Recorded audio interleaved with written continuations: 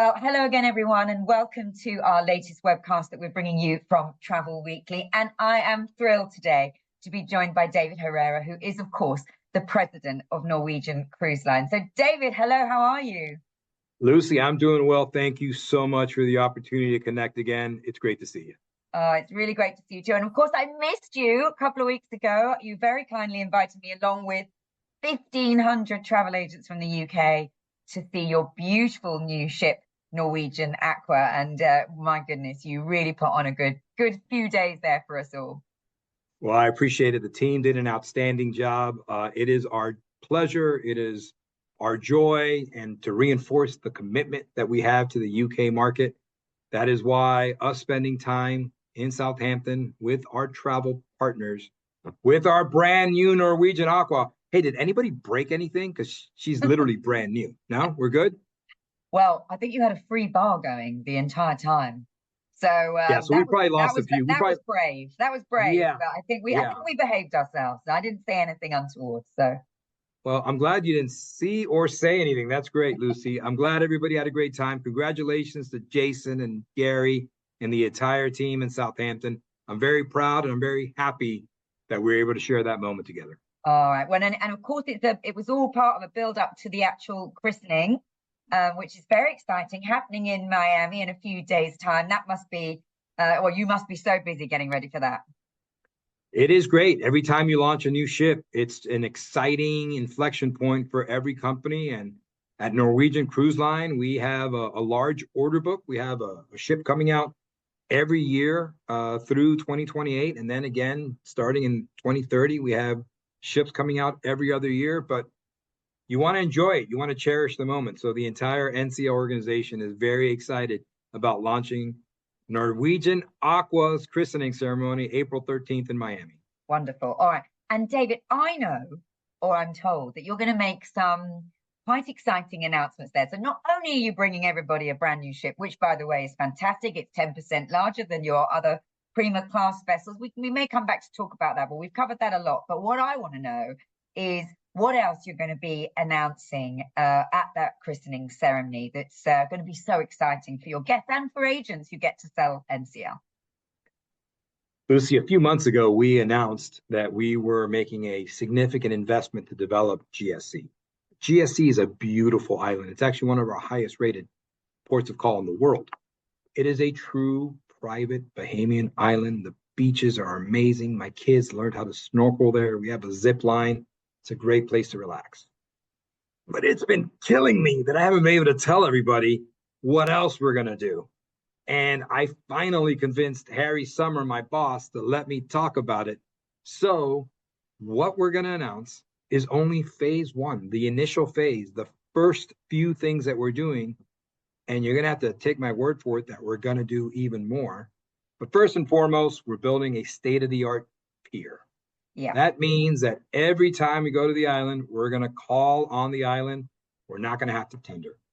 And then when you get off the island, you're going to go to this amazing welcome center. Hey, welcome to Great Stirrup Cay.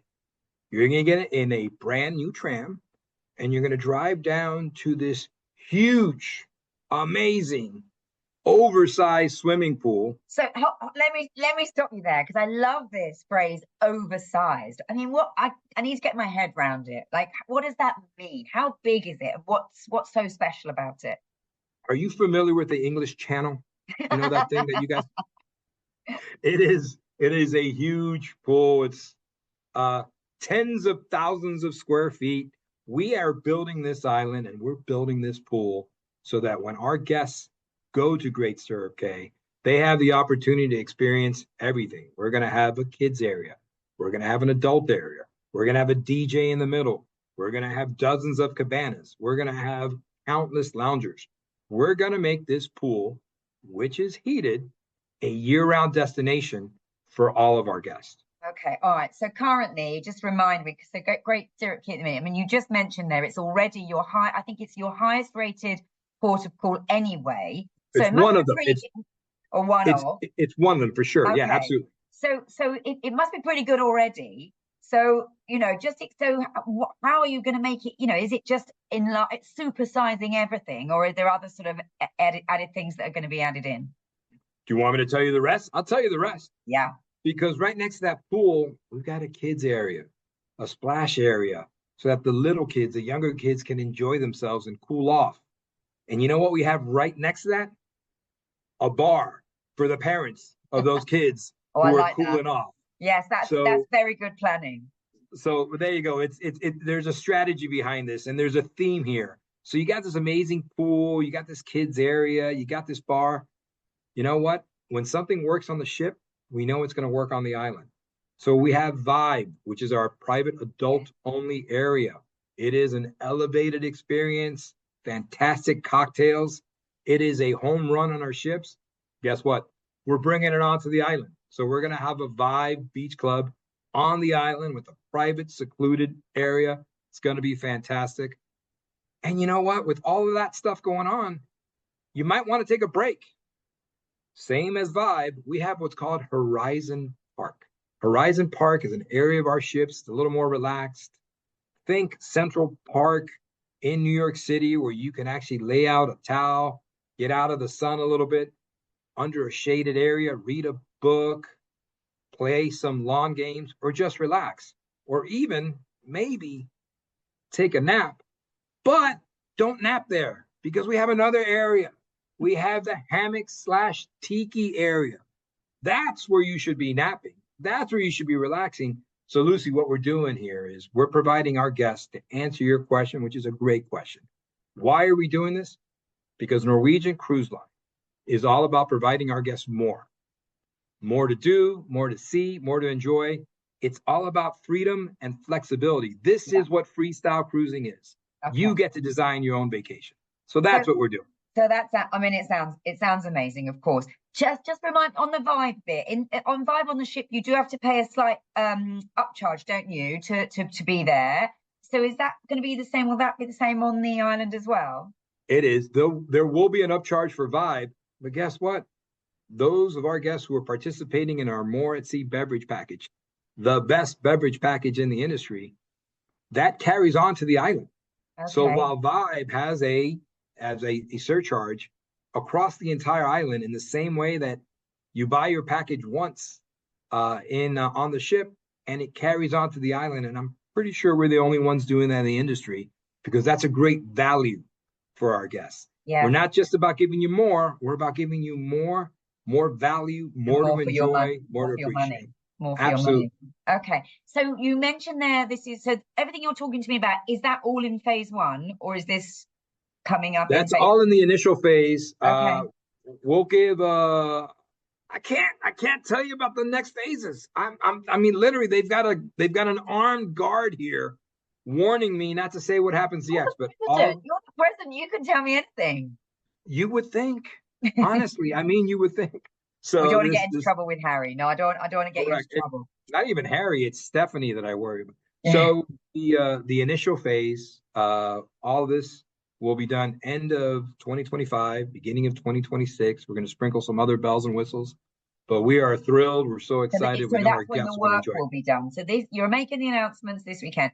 The work will be done at end of this year, just into early 2026. So the first time that guests will be able to experience phase one developments will be when?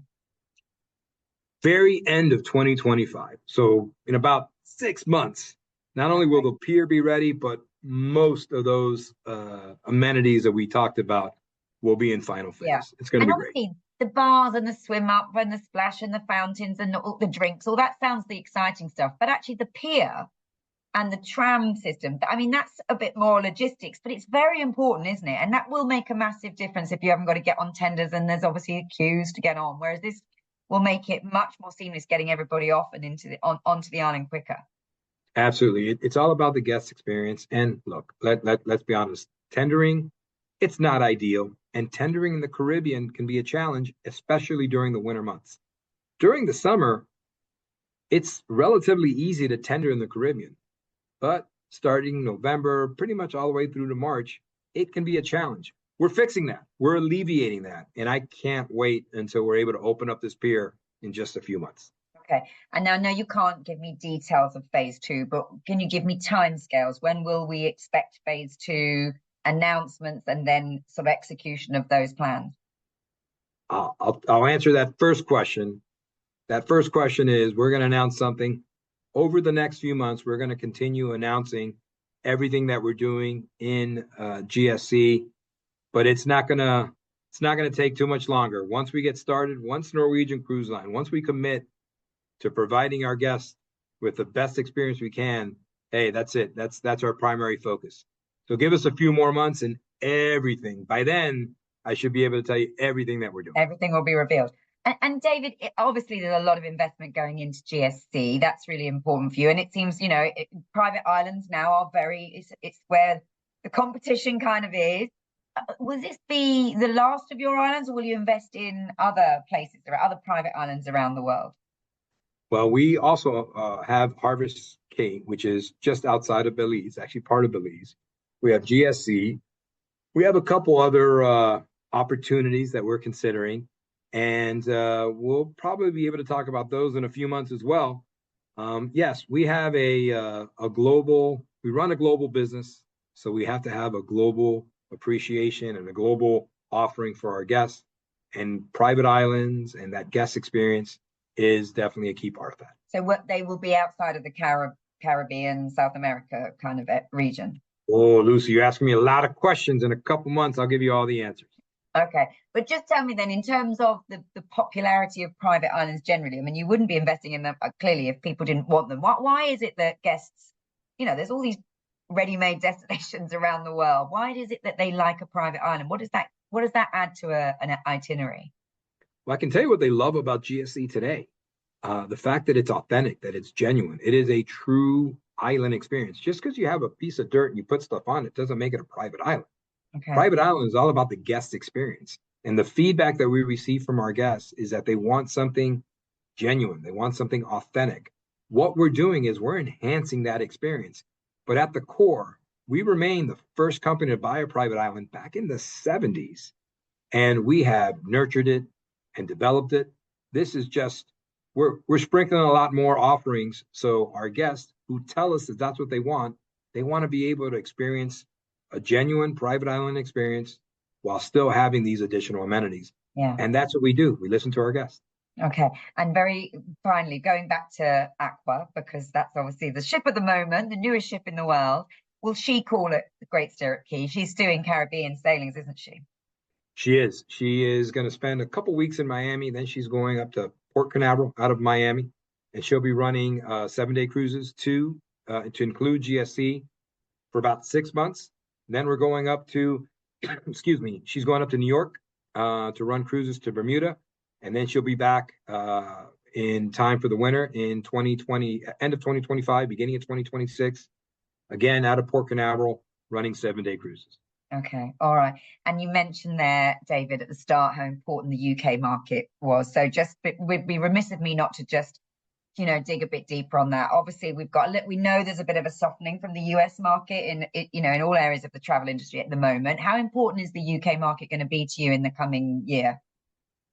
We've had an office in Southampton for over 25 years. We had an office in the UK for over 25 years. It is pretty sure it's our largest office outside of Miami. And we absolutely view the type of consumers that we get out of the UK. We understand them. They want to come to the Caribbean. They want to enjoy that fun in the sun. We want to make it easier for them to do so. I lived in London for 6 months. I think I told you this. And I know that there's nothing prettier than a spring day in London, unless you're on a Norwegian Cruise Line ship any other day of the year in the Caribbean, and you're going to have a great time. I think Gary and his team in Southampton have done a fantastic job in reinforcing to our travel partners that they are a critical part of our success.